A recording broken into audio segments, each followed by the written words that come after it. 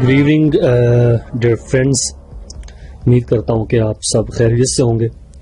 آج کا جو ہمارا ٹاپک ہے وہ کسان آندولن پہ ہے، اور میں آپ کو پہلے بتاتا چلوں کہ آج کا موضوع بہت ہی معلوماتی اور دلچسپ ہے اسپیشل اسٹوڈنٹس کے لیے، اور اسٹوڈنٹس کے علاوہ بھی وہ لوگ جو انالیسس سنتے ہیں ان کے لیے۔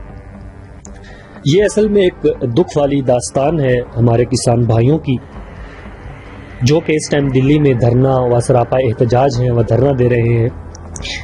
وہ آج ہم کوشش کریں گے کہ آپ کو بتا سکیں کہ کسان کیوں آخر اس حد تک اتنے روز سے جو ہے وہاں پہ دلی میں سراپا احتجاج ہے،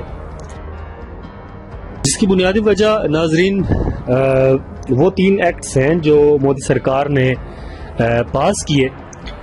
میں چاہوں گا کہ سب سے پہلے آپ کے سامنے وہ 3 ایکٹس رکھوں آپ کے سامنے، اور اس کے بعد اس کا انالیسس کریں کہ کیا اس کے اندر کیسے ایک عام کسان کے لیے کیا مشکلات ہیں اور ایک عام کسان کیسے پس جائے گا۔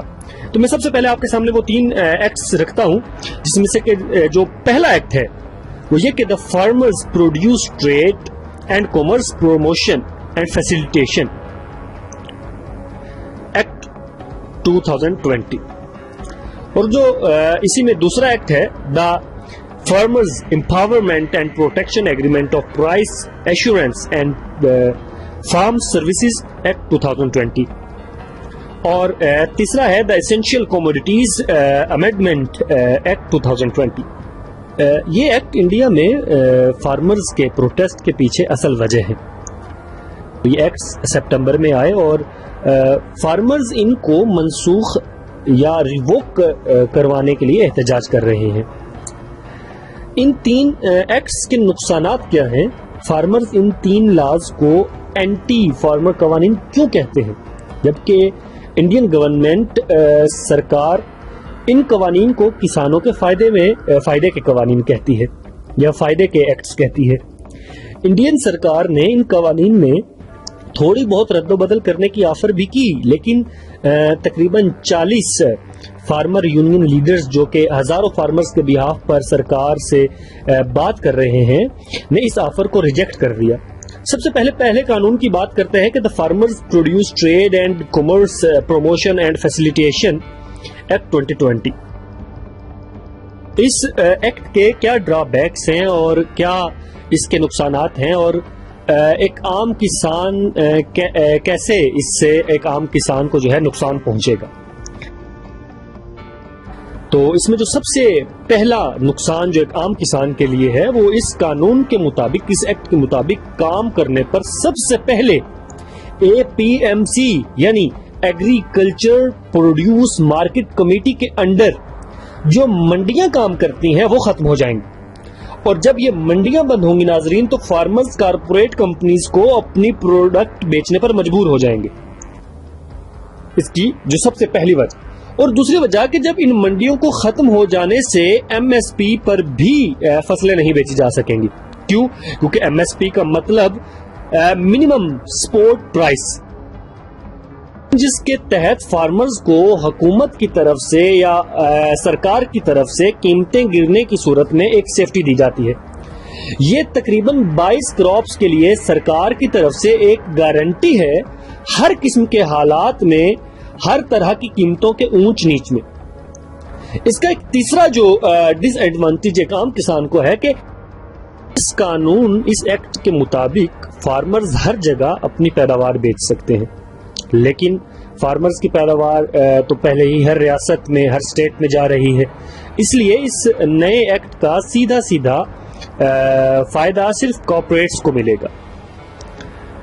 اور اس ایکٹ کا جو چوتھا ڈس ایڈوانٹیج ہے وہ اس قانون کے مطابق، اس ایکٹ کے مطابق فارمرز کے ساتھ ٹریڈ کرنے کے لیے اب کسی کو لائسنس کی ضرورت نہیں ہوگی، لیکن اس کا یہ اچھی بات ہے، لیکن اس کا نقصان یہ ہے کہ لائسنس یا رجسٹریشن کے بغیر آنے والے لوگ فارمرز کے ساتھ آسانی سے فراڈ کر سکتے ہیں۔ اس طرح فراڈ کے چانسز اور بھی بڑھ جائیں گے۔ اس کی جو پانچواں جو اس کا نقصان ہے ناظرین، اس قانون کا ایک اور نقصان یہ بھی ہے کہ کارپوریٹ بائر کے ساتھ جھگڑا ہونے کی صورت میں فارمرز کے انٹرسٹ کو نقصان پہنچا سکتا ہے، کیونکہ کارپوریٹس معاملے کو اپنے مطابق ہینڈل کرتا ہے۔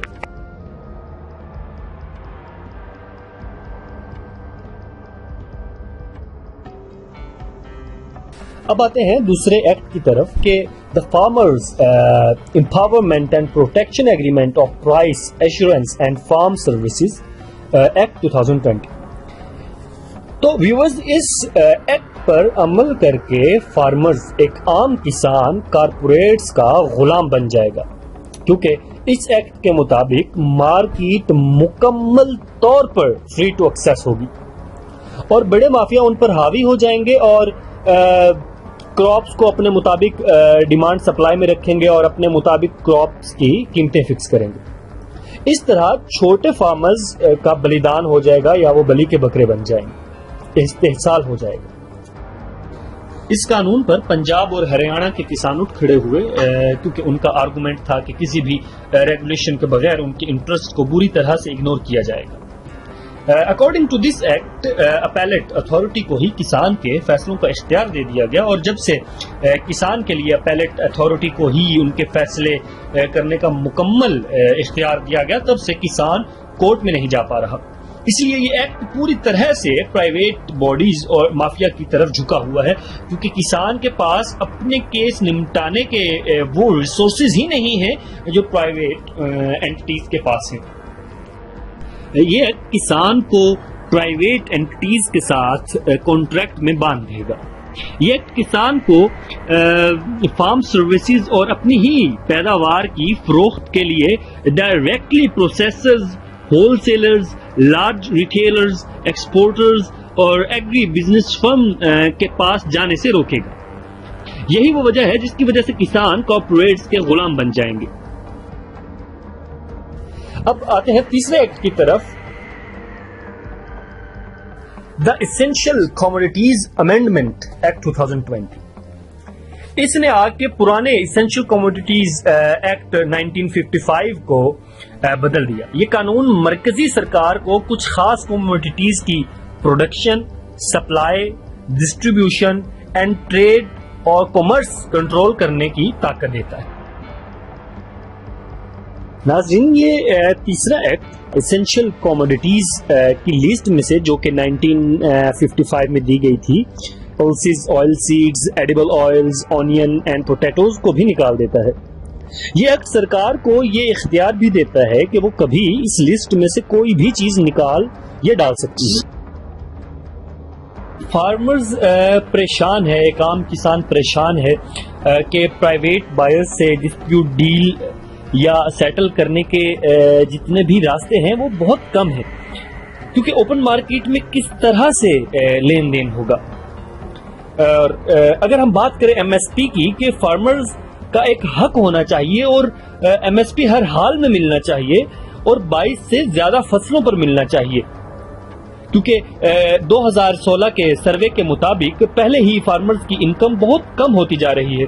تقریباً انڈیا کے آدھے سے زیادہ ریاستوں میں ایک فارمر فیملی کی ایوریج سالانہ انکم 20,000 روپیز ہے۔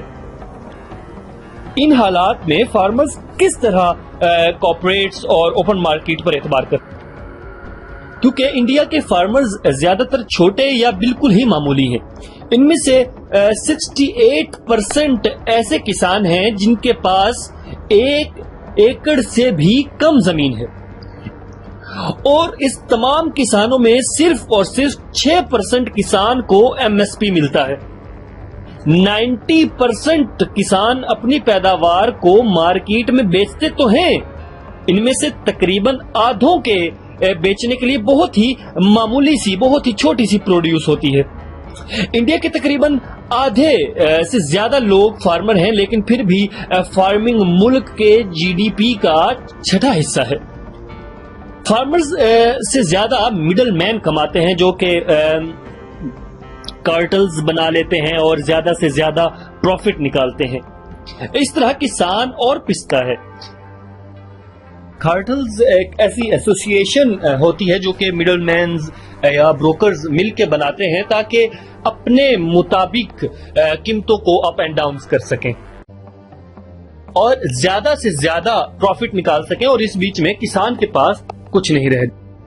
تو ناظرین، یہی وہ بنیادی وجوہات تھیں کہ جس کی وجہ سے 26 نومبر سے جو کسان ہے وہ دلی کو چاروں طرف سے بلاک کر کے بیٹھا ہے اور اس شدید سردی اور جاڑے کے موسم میں اپنے خاندان سمیت وہاں پہ دھرنے پہ بیٹھے ہیں، جبکہ حکومت کی طرف سے متعدد بار تشدد بھی ہوا، لیکن پھر بھی کسان اس پہ سمجھوتا کرنے کو تیار نہیں ہے۔ اگر آپ کو یہ ویڈیو پسند آئی تو ہمیں ضرور سبسکرائب کریں، ہمیں لائک کریں، ہمارے اس ویڈیو کو زیادہ سے زیادہ شیئر کریں۔ اپنا بہت زیادہ خیال رکھیے گا اور ہمارے اس چینل کا بھی خدا حافظ۔